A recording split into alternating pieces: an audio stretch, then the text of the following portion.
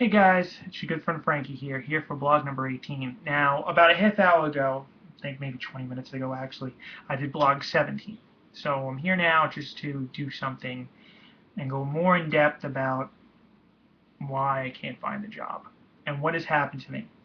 Now, some of you who have subscribed and have been watching my videos since the beginning know that I have been searching for a job for some time.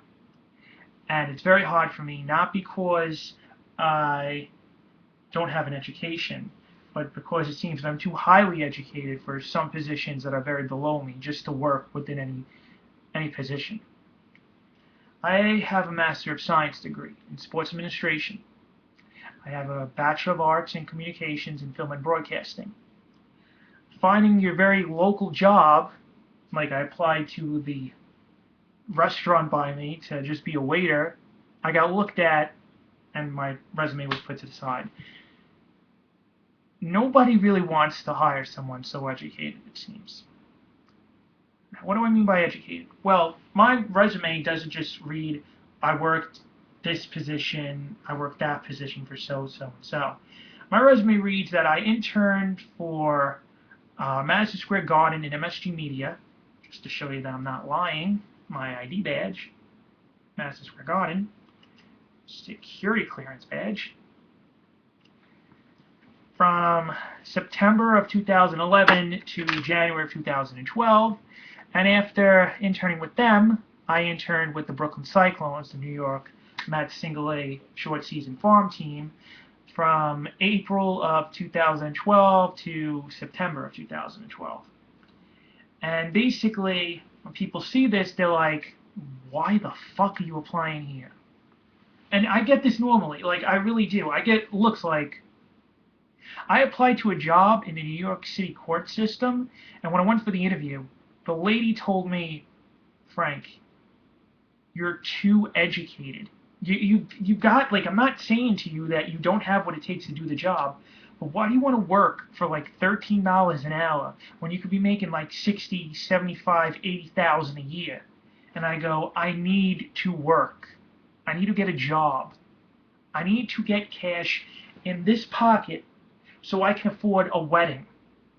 But most importantly, you see this roof over my head? That's what I need. And it's not that easy, even for a kid like me, and I call myself a kid because I'm young and I think of myself young, to even save up for the apartment that I'm in that is rent controlled. It fucking sucks. And to have no parents whatsoever to support you, nah, yeah. Both of my parents are deceased, if you haven't noticed that. I haven't told you that, I mean. So, here's the situation with work. Back in September, at the end of my internship with the Cyclones, I was told by my supervisor that there was a great chance that I would come back and be a full-time worker for the Cyclones in December, just when they hire everybody for the new season. And what's great about working with a minor league team is that if they win the championship, like here it's the New York Penn League, you're guaranteed a ring. If you work tickets, you will get a ring, a championship ring. How cool is that? And what happens? I get so psyched up, and all happy, and all positive, and then Hurricane Sandy hit. Hurricane Sandy hit and destroyed Coney Island. It cost the Brooklyn Cyclones $10 million to repair the stadium. Over 7 to 8 feet of water was trapped on their first floor, destroying elevators, the team store, the offices, the security equipment, and the cameras I worked with last season. Not to mention over $8.5 million to repair the field because due to the water's precipitation, it destroyed the field. Now, the natural grass smell that everybody loved to go and see games on is now artificial turf. Got a call in December. Hey Frankie, listen, sorry to tell you, but we can't get you the position this year. Why? Why not? Well, Frank, if you understand, I was like, look, if it's about Hurricane Sandy, I totally understand. You don't have to mention it to me. He goes, I'm glad you understood that. And that was my supervisor. No problem. Just as long as, like, it's nothing else. That's all it is. Nothing else. So, I applied to every other job, every other position. Haven't heard anything. So, January, February, March, April. May 31st is right now. No job. And I'm hoping June is my month. It also is the 1 year anniversary of the time I proposed to my fiance. And it would be the 6 year anniversary of my mom's passing. So as you know from previous blogs, I work a lot with Photoshop, and I decided on doing a business card. Why a business card? Because I need something to hand out if I'm going to network.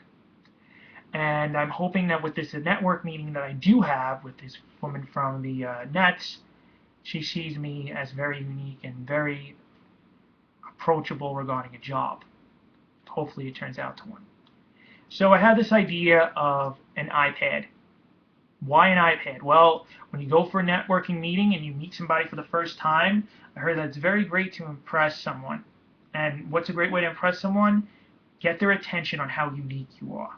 So here's my business card. I have this whole thing I'm going to do tonight, but I'm just giving you the short, sweet version because it's 6 minutes and 50 seconds now that I'm recording this. On the front, it lists my home number, not my home number, cell, my LinkedIn profile.